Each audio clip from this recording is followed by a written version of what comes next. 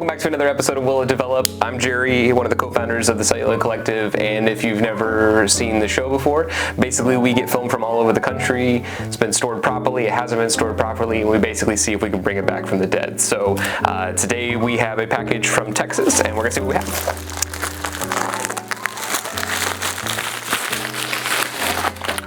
Ooh, we got a lot of film in here. Oh yes. So this is our GAF 500. This is old vintage slide film, and it's all still in the package, which is so cool. So these are all brand new in the package, never been opened. And then let's see what's in here. Oh, these are the two that have been opened, so these are the ones we're going to test. So awesome. This is GAF 500 slide film. You may have seen at some point on our website we had some for sale. It was a different type, and so if this works out like the last one, these will be available on sale pretty soon. So this is 500 ASA. At this point, it's about 2 decades old, so we're going to see what we can render out of it. So here we go.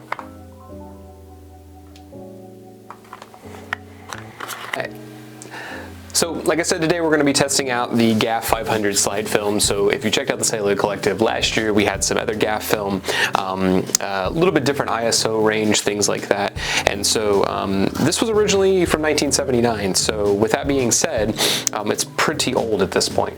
And so one of the things that we like to consider here is that things are going to shift, colors are going to shift, all that kind of stuff. So if you're trying to make perfection, then don't even try to shoot this old of a film. But what I love about it is like how much you can manipulate it in developing and all those kind of things. And so that's what we're going to play around today. My goal with this is that I'm going to shoot half of it, or I'm going to shoot the whole roll, but then I'm going to develop half of it as black and white, half of it as C41. I don't have any chemicals for this specific slide film, and so we're just going to cross-process it as color film and see what that looks. And so once again, 1979, it's pretty old, so let's go ahead and open it up and check it out. So the film stocks that we have of all of this are going to be, this one was already open, so it looks like it's been taped back up. But the ones we have for sale, if this all works out, fingers crossed, that we will have this film stock in our store, and you'll be able to get a fresh new roll of it. Well, fresh from 1979, of course. So, all right, so I'm gonna open this up, and boom. Oh, this is cool. And so a lot of times, these were like older plastic canisters, and so one of the things that we have now are the clear ones and stuff, and so what you'll see is it actually writes kind of GAF on the corner of it up here on the top. Hopefully you can see that on the overhead. And so we'll, I kind of like that. It's a little bit of a nice little touch of something that, we really don't have anymore. Okay, so here we go. Interesting. Okay, so it has a really, really long leader, so something to consider here. So what I think will be kind of nice about that, though, is we're not going to lose any of these first frames. So sometimes with the leader, when it pulls in, you lose a little bit of it, and so which we all know and all that kind of stuff. So yeah, like I said, ASA 500. It's only 20 exposures, so these are a little bit lower, and so I'm going to talk a little bit about the history later. So hopefully we can kind of elaborate on what that is. I'm going to look up and see, yeah, why was it only 20 exposures? I don't know. Open in total darkness only, so that's once it's popped open. To develop, we'll do that later, and it is a daylight film, so 500 speed. Like I said, it's from 1979, so I'm going to overexpose it by 4 stops. And so 500 to 250 to 125, 75. So probably going to rate it around 50 ISO because it's just so old, and then also open up another stop because, like I said, these older films, they love light. They still usually work, but we really need to give them the light. So let's load it up. Today, I'm just going to use my Pentax Spotomatic here, and so with an 85 mil on it, go out in the backyard and play around with some things. So let's check it out. So go ahead and drop this in, make sure it's locked in there into place. Also, if your camera has a color dial or a black and white there you'll see on top, then yeah, maybe you'll want to kind of set that as well. I just need to remember here, my ISO dial, sometimes it gets a little stuck, so I just need to remember that it's 50, but let's see if we can get it to go there today. It doesn't look like it's gonna play nice. So we'll just remember it's 50 ISO. That dial's been been like that forever. This camera's from the 60s, so it's a little old. So we're gonna lock that in and start ratcheting it forward. Looks like we're on all of our gears and all of our sprockets are lined up, so boom, boom. And we're gonna close the back. I was on a 1 second exposure from a little while ago, and so I'm just gonna go with a little Sunny 16 here. So I'm gonna go, let's go like 1/60th of a second, because we're gonna expose it at 50, and then I'm gonna go to like an 11.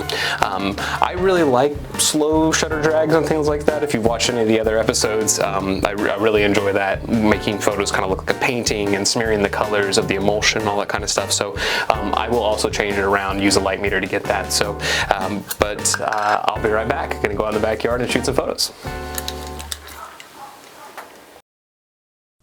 I bet you didn't know that one of the biggest names in vintage film was once seized by a US government. Today we're talking about GAF, the General Aniline Film Company, and how war, innovation, and corporate battles shaped its history. Originally founded as Ansco in 1842, GAF became part of IG Farben, a chemical giant out of Germany. But when World War II broke out, the US saw a problem. GAF was technically under German control. In 1942, the US government took over GAF under the Trading with the Enemy Act, making it one of the longest held corporate seizures in American history. For 23 years, it operated as a government-controlled business. Once privatized in 1965, GAF made history again, introducing GAF 500, which was the world's fastest slide film. It was groundbreaking, but photographers complained about its grainy texture and muted colors due to the high ISO. By 1977, it abandoned photography altogether, shifting to chemicals and roofing materials. All right, so it's been a couple weeks. Sorry, I bumped that. It's been a couple weeks, and we learned a lot. Well, you'll learn a lot here in a second. When doing that history part, I had no clue about any of that stuff. So. Hope you kind of enjoyed that. Also, we're using some public domain stuff that has been released, and I just think it's kind of cool to get those things out there. So that was an Edison film that you were watching there while we were talking about the history. And with that being said, I want to get into it. This is the first episode that of Will It Develop that may not develop. And so we learned a lot of things. We had some people from the community actually we were talking to, so thank you for that as well. And yeah, so this was the film. So when it came out, it looked like this the first time. I got another one drying, it's a little bit better. And so we learned that this film specifically was an E4 process, not an E6. So when you cross-process it, you can do that, but apparently E4 was a much lower temperature, and that lower temperature allowed for different developing times and things of this specific nature. So like I said, it's from 1979, different chemical processes, everything. So when we did it in black and white and color, the first time around, like we said, or like I said we were gonna do just a second ago, so it melted the emulsion off, which was something I'd never really seen before. And when we were reaching out to people and asking and trying to figure out what was going on, a couple of people had said that it's the temperature. So the 102, or even, you know, kind of like your 80 degrees for your black and white, is too hot for the emulsion and will literally rub off. And so this came out completely clear when we did it at the 102 for normal C41. And so we went ahead and did another one, and let me grab it. So we did this at C41, kind of a little bit longer, kind of a stand developing, trying to figure it out. And we did get it to do something. So I'll be right back.